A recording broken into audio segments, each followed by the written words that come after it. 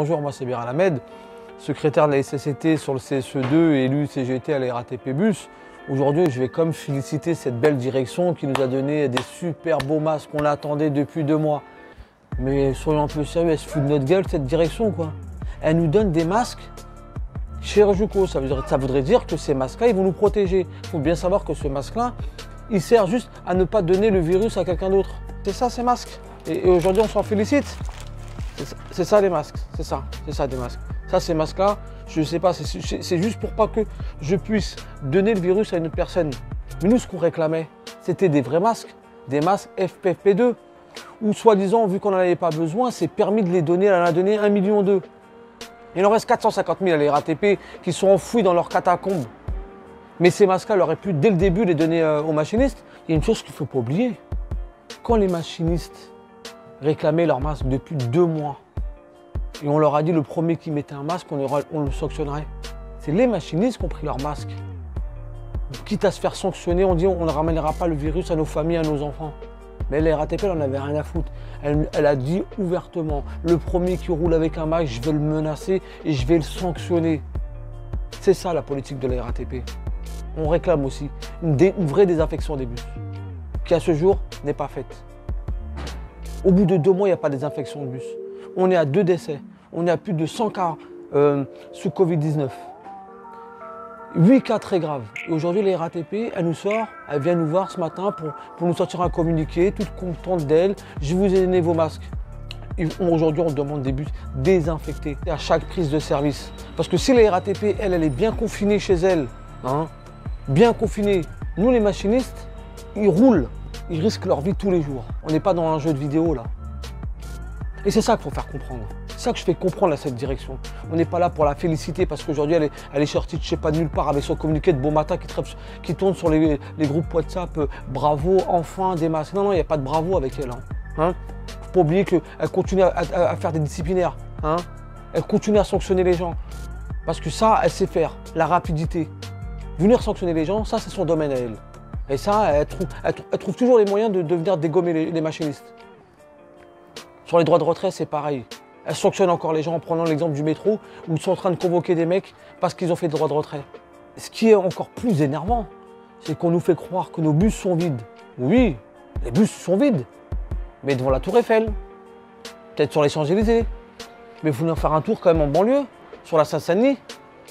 Prenez l'exemple du bus 133, 170 ou le T3 qui est rempli de monde. Et nous, on fait croire que c'est la faute des usagers.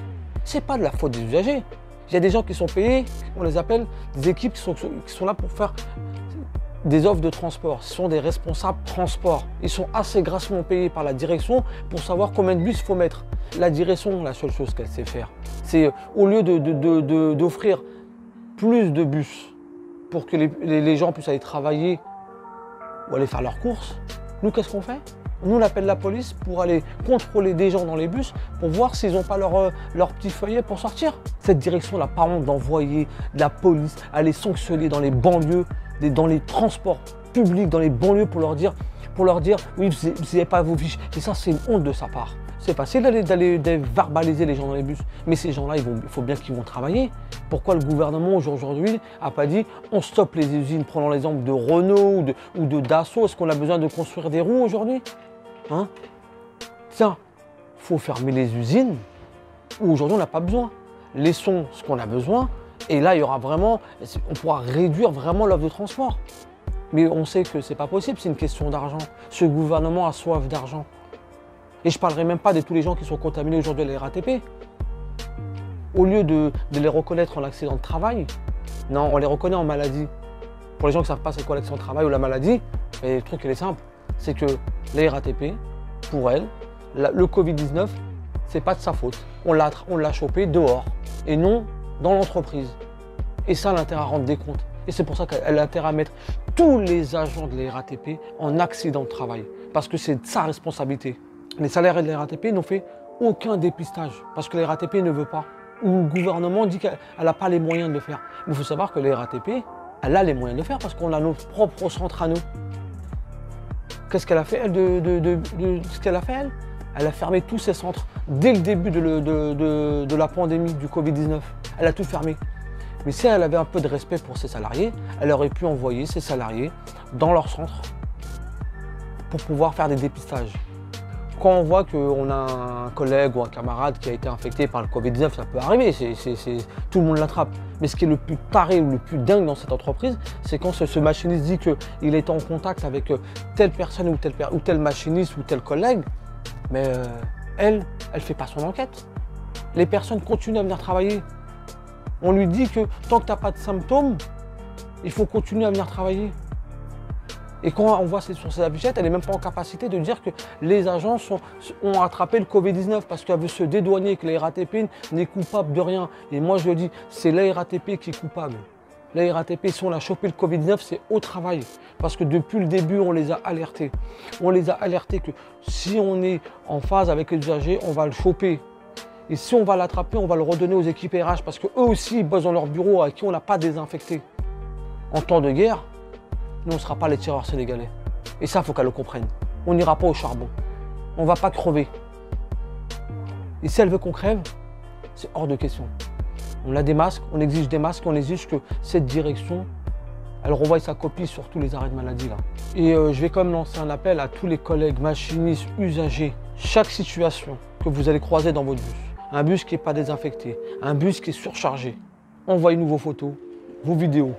Il y a un numéro de téléphone qui est fait pour ça, c'est le 06 20 31 91 57. Envoyez-nous toute situation que vous pouvez rencontrer dans vos transports, que ce soit RER, dans les trains, dans les bureaux, au métro, à bus, MRB. Si vous trouvez la quelconque dangerosité qui n'est pas respectée, envoyez nos vidéos, on saura quoi en faire.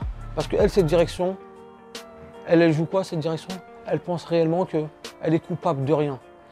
Et bientôt, peut-être qu'on va entendre que si on a le Covid-19, bah, c'est de notre faute. Non, non, non. Faut pas oublier, hein. C'est pas la faute du machiniste, c'est la faute de la direction qui a pris aucune de ses responsabilités depuis 2 mois, que je l'ai alerté en tant que secrétaire de la CCT. Je l'ai alerté comme la médecine du travail l'a alerté. Le port du masque, c'est tout de suite. L'arrêt des tickets, c'est tout de suite. La monte à l'arrière, c'est tout de suite. Qu'est-ce qu'elle a fait, elle? Elle a laissé courir. La lenteur de cette direction, elle a l'image même de la RATP. Et quand on veut combattre un virus qui est aussi rapide, on n'a pas le temps de réfléchir, on n'a pas d'être lent, on n'a pas le temps d'attendre Madame Pécresse pour qu'elle nous dise on a droit au masque. Je vais comme penser à un alerte enlèvement, on recherche aussi notre PDG, peut-être qu'on ne sait pas elle est où, mais les gars, à 450 000 euros, elle touche 450 000 balles quand même. Elle vient de s'augmenter de 50 000 balles et on ne l'a plus vue. Mais madame la PDG, je vous lance un message. Au moins, faites-moi un petit coucou, un petit signe. Faites un petit message pour tous vos salariés où le matin, ils viennent tous travailler. Au moins, un petit message pour leur dire que je vous félicite de venir bosser tous les matins et pour que grâce à vous, j'ai un salaire de 450 000 euros. Voilà. C'est la seule chose. C'est pas compliqué. À 450 000 euros, je pourrais moi aussi féliciter toute la planète. Mais vous n'êtes même pas capable de nous répondre. Un petit message, envoyez-nous un mail. Je sais pas.